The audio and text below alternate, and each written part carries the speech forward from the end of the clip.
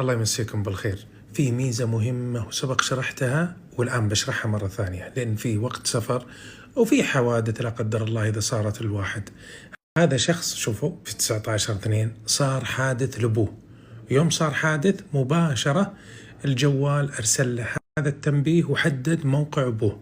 حتى الحادث كان شنيع ويعني زي اللي فقد الوعي، فمباشرة أرسل رسالة الجوال وحس بالاصطدام وبلغ أقاربه. وطريقة تفعيلها مهم أي أحد في البيت مع آيفون تسوون له هذه الطريقة. ندخل على الإعدادات وبعدين هنا الطوارئ، بعد كذا الاتصال بعد الاصطدام الشديد، ضروري تفعلونها وتحطون هاتف الاتصال لشخص مهم، أخوك أبوك أمك أي أحد مهم في البيت، عشان يعرف وين موقعك. لا قدر الله صار لك حادث، أغمي عليك، صار لك أي شيء، مباشرة بيتصل.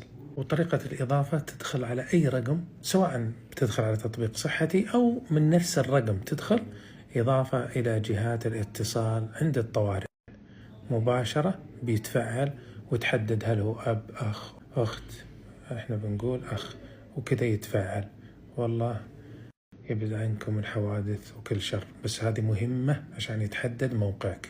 وأيضا تفعيل هذه الميزة إظهار عند القفل، يمكن عرض الهوية الطبية عندما يكون الآيفون مقفل، واحد أغمي عليه، واحد في ضغط في سكر صار له شيء، فمباشرة بتطلع الهوية الطبية، حتى الإسعاف بتساعدهم هذا الشيء، فمهم حتى تفعلونها. للأسف يا عمر إن هذه الميزة موجودة في الآيفون 14 وأعلى موجودة فيه، غيره للأسف إنها